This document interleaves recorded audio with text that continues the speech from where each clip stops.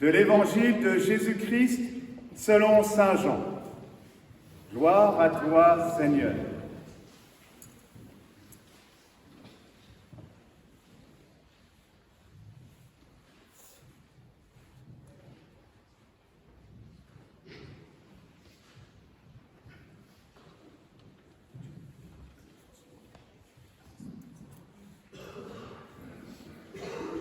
Le premier jour de la semaine, Marie-Madeleine se rend au tombeau de grand matin. C'était encore les ténèbres. Elle s'aperçoit que la pierre a été enlevée du tombeau. Elle court donc trouver Simon-Pierre et l'autre disciple, celui que Jésus aimait. Et elle leur dit, « On a enlevé la pierre. On a enlevé le Seigneur de son tombeau et nous ne savons pas où on l'a déposé. » Pierre partit donc avec l'autre disciple pour se rendre au tombeau. Ils couraient tous les deux ensemble. Mais l'autre disciple courut plus vite que Pierre et arriva le premier au tombeau. En se penchant, il s'aperçoit que les linges sont posés à plat. Cependant, il n'entre pas. Simon-Pierre, qui le suivait, arrive à son tour. Il entre dans le tombeau. Il aperçoit les linges posés à plat, ainsi que le suaire qui avait entouré la tête de Jésus, non pas posé avec les linges, mais roulé à part à sa place. C'est alors qu'entra l'autre disciple, lui qui était arrivé le premier au tombeau. Il vit et il crut. Jusque-là, en effet, les disciples n'avaient pas compris que selon l'Écriture, il fallait que Jésus ressuscite d'entre les morts. En effet,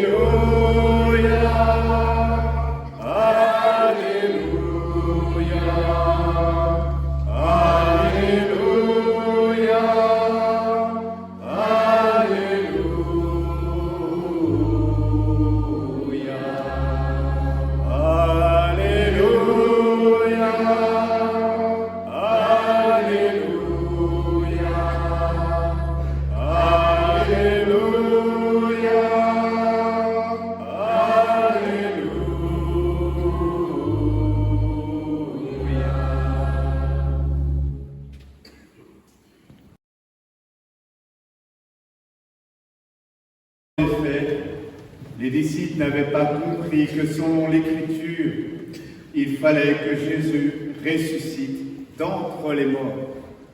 Une nouvelle inouïe, une nouvelle qui dépasse la simple vision de ce que nous croyons voir. Qu'est-ce que les disciples voient en arrivant au tombeau? Comme les saintes femmes, qu'est-ce qu'ils voient? Un tombeau vide. Ils ne voient rien. Ils ne voient rien, mais ils apprennent à voir ce qui est invisible pour les yeux. Comme dit le Petit Prince de Saint-Exupéry, l'essentiel est invisible pour les yeux, on ne voit bien qu'avec le cœur. Et notre essentiel, nous savons qui il est. Notre essentiel, il est en Dieu. Celui qui nous a tout donné, celui qui nous a donné son Fils unique pour nous arracher à la mort. Nous arracher précisément au regard des fois qui peuvent juger, qui peuvent condamner, au regard qui manque d'espérance. Et tous nous en faisons des fois l'expérience. Il n'est pas toujours aisé de regarder son frère tel que Dieu le regarde.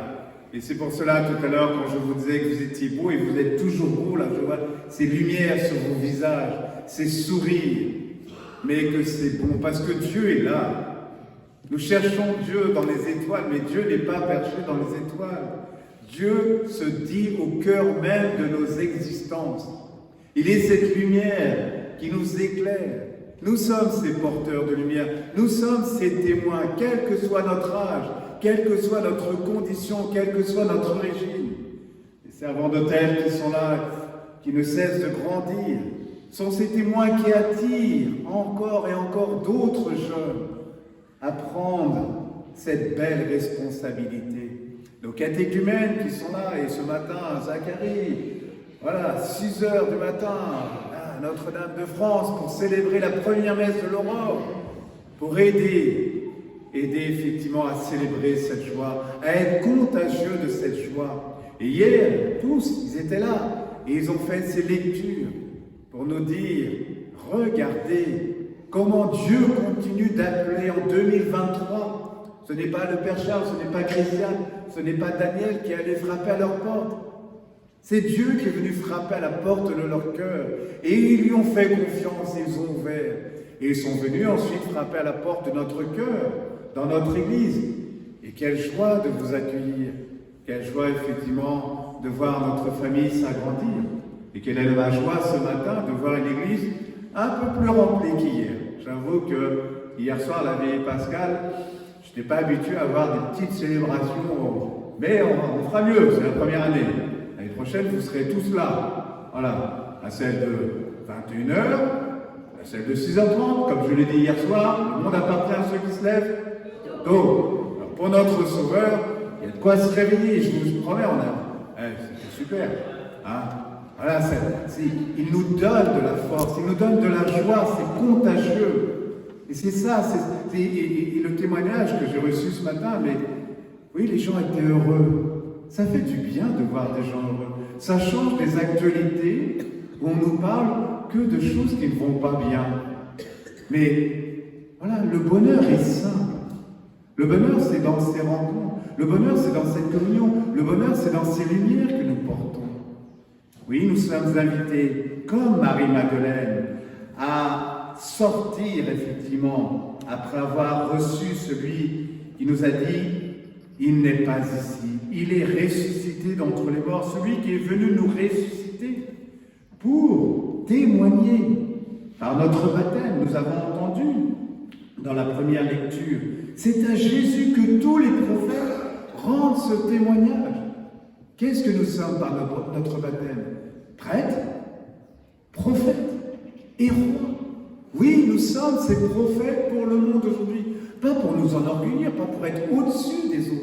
Jésus ne s'est pas mis au-dessus, il s'est mis en dessous pour porter les autres. Et c'est ça ma joie de prêtre, c'est de me dire, Seigneur, quand même, t'as pris quand même un drôle de numéro. Mais voilà, ce que je porte, je ne suis pas fatigué, parce que c'est lui qui me porte, et c'est lui qui nous porte tous. La puissance de Dieu, ce n'est pas la puissance des hommes. La puissance des hommes, souvent, est représentée par une pyramide, et les puissants au-dessus, à la tête de la pyramide, et la base qui porte tout. Le Christ lui a renversé la pyramide. Il est la pierre angulaire qui porte tout l'édifice. Alors n'ayons pas peur de porter, parce que de toute façon, tout ce que nous portons, il le porte et nous avec. Et ça, faisons-lui confiance. Nous avons des capacités en nous, des capacités pour nous engager pour ce monde. Et ça vaut le coup. Regardez cette belle jeunesse. Ils sont là. Et nous avons cette belle responsabilité de les aider à grandir. Et ils sont là pour nous aider à grandir nous aussi. Ne jamais démissionner, ne jamais rester dans ce qu'on entend des fois dans les églises. On a toujours fait comme ça. C'est terrible. Renouvelons. C'est pas simplement de la tradition, des habitudes. Ça doit vraiment nous rencontrer. Nous devons le vivre. Je disais souvent, et vous allez m'entendre là, j'ai horreur des fois des personnes, on sort des fois de nos églises avec des têtes d'enterrement. Mais non, ça doit se voir. On se dit, mais qu'est-ce qu'ils ont là? Qu'est-ce qu'ils ont vécu? Qui est-ce qu'ils ont rencontré? Qui est venu à leur rencontre? Oui, le Christ ressuscité, cette lumière qui nous éclaire dans toutes nos obscurités pour que nous puissions éclairer ce monde. Oui, Dieu, comme dit Pierre dans la lettre que nous avons entendue tirée du livre des Actes des Apôtres, vous savez ce qui s'est passé à travers tout le pays des Juifs, depuis le commencement en Galilée, après le baptême proclamé par Jean. Jésus de Nazareth, Dieu lui a donné l'onction d'Esprit Saint et de puissance. Là où il passait, il faisait le bien et guérissait tous ceux qui était sous le pouvoir du diable, car Dieu était avec lui. Oui, frères et sœurs, le mal est une réalité. Il n'y a pas besoin d'allumer même son poste de télé, nous le voyons au quotidien. Mais le mal n'a pas le dernier mot, il n'aura jamais le dernier mot. C'est le Christ sur la croix qui a mis un terme à son pouvoir. Alors la difficulté, vous me direz, oui, mais Père Charles, t'es bien gentil, mais quand on voit le mal est toujours... Oui, c'est le déjà là et le pas encore. Le Christ a vaincu, c'est l'aujourd'hui. Mais dans le temps, effectivement, et c'est pour cela qu'il fait de nous ses témoins. Nous devons aller annoncer, nous devons dire à nos frères, il t'attend, il t'espère, il croit en toi. Et pourquoi il croit en toi? Pour t'aider à croire à nouveau en toi. Que tu redécouvres tes ailes de géant. Tu es au-dessus des anges. Ce n'est pas le Père Charles qui vous dit cela, c'est Jésus qui vous dit cela. On est au-dessus des anges. On se dit, moi, au-dessus des anges. Quand même, Seigneur, est-ce que le Seigneur nous ment? Non. Alors, justement, mettons notre confiance en sa parole. Ne mettons pas simplement notre confiance en nous. Nous savons nos faiblesses. Mais il n'est pas venu les condamner. Il nous dit, tes faiblesses, c'est pour que tu apprennes aussi à accueillir celles de tes frères et sœurs. Pour que tu apprennes à leur pardonner. Le pardon, c'est bien ce que ce mot signifie. Part et don. Et si vous inversez les deux parties du mot, un don par le Christ offert par le Père, par le don de la vie de son Fils. Il nous offre justement le plus grand don qui est celui de sa miséricorde. Pour que nous ne démissionnons pas, pour que nous gardions cette flamme dans nos cœurs, cette lumière toujours éclairée. Et que nous puissions, comme nous l'avons fait sur le parvis, lorsque nous voyons un frère et que sa lumière diminue, mon frère, rallume ta flamme. Tu es cette flamme, brille de tout ton éclat, brille de l'éclat de Dieu. Oui, dis-nous, Marie-Madeleine, qu'as-tu vu en chemin? J'ai vu le sépulcre du Christ vivant, j'ai vu la gloire du ressuscité. Vous m'avez déjà entendu le dire, la gloire de Dieu. C'est l'homme vivant, c'est la femme vivante, c'est l'homme debout, c'est la femme debout, ce sont les enfants debout.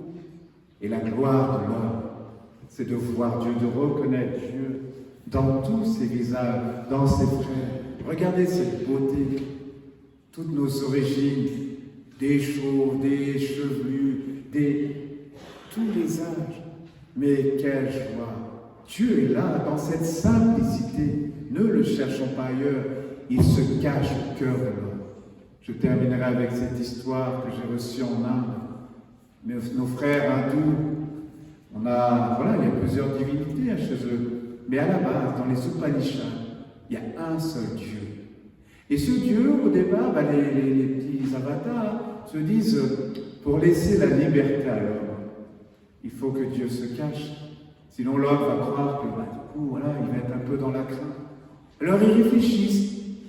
Ils se disent, où est-ce qu'on va le cacher? Au fond des océans. Il y en a un qui dit, non, l'homme avec son intelligence, il finira par trouver un petit sous-marin qui va descendre dans les profondeurs. Au fond d'un volcan, l'homme avec son intelligence, il finira par trouver dans la stratosphère. Là, on a l'expédition Mars bientôt, là. L'homme finira par trouver. Et finalement, il y en a un qui dit, cachons Dieu au cœur de l'homme. L'essentiel est invisible pour les yeux. Ce n'est pas à l'extérieur qu'il faut trouver Dieu. C'est en nous, c'est là où il nous attend. C'est dans ce petit enfant qu'il y a en nous pour le protéger, pour sauver la vie, pour porter la vie. Alors oui, rendons grâce pour ce dimanche de Pâques, pour redécouvrir ces lumières que nous sommes, cette lumière qu'il nous donne pour la partager avec tous nos frères et sœurs.